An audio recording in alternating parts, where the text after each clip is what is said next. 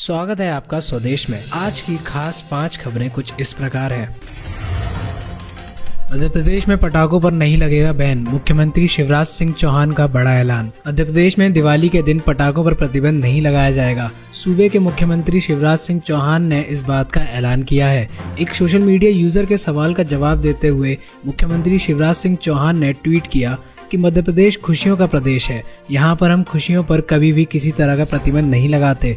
प्रदेश में पटाखों पर भी कोई प्रतिबंध नहीं है। हाँ, लेकिन चीनी पटाखों पर प्रतिबंध जरूर है।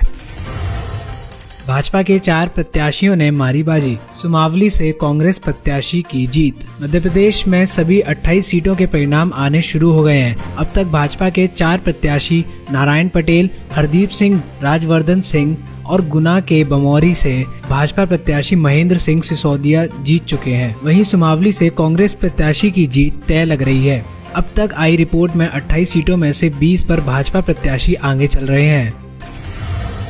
पूर्व मुख्यमंत्री दिग्विजय सिंह ने फिर ईवीएम पर उठाए सवाल, कहा यह जनता और सरकार के बीच मुकाबला हो रहा है।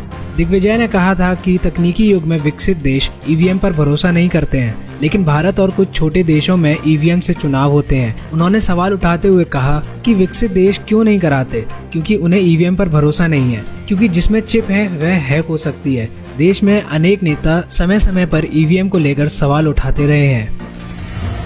योगी के काम पर जनता ने लगाई मुहर, 7 में से 6 सीटों पर बीजेपी प्रत्याशी। बिहार विधानसभा चुनाव में बीजेपी के स्टार प्रचारक रहे मुख्यमंत्री योगी आदित्यनाथ का यूपी उपचुनाव में भी जादू चला है। जनता जनार्दन योगी के काम से खुश है। कुल 7 में से 6 सीटों पर बीजेपी प्रत्याशियों को जीत मिली है। मल्हनी जौनपुर की एकमात्र सीट पर ही समाजवादी पार्टी ने जीत हासिल की है। एलएसी पर जल तनाव खत्म होने की भारत ने छोड़ी उम्मीद, लंबे समय तक मोर्चा लेने को तैयार। सैन्य स्तर की बातचीत जारी रहने और इससे पहले कूटनीतिक स्तर पर कई दौर की बातचीत के बाद भारत ने वास्तविक नियंत्रण रेखा एलएसी पर जल तनाव खत्म होने की उम्मीद छोड़ दी है। चीन की मामले को उलझाए रखने की रणनीति को भांपते हुए भारत ने एलएसी पर लंबे समय तक मोर्चा संभालने की रणनीति को अंतिम रूप दे दिया है। तो ये थी आज की 5 खास खबरें। इसी तरह की खबरें जल्द से जल्द पाने के लिए जुड़े रहिए हमारे साथ स्वदेश में।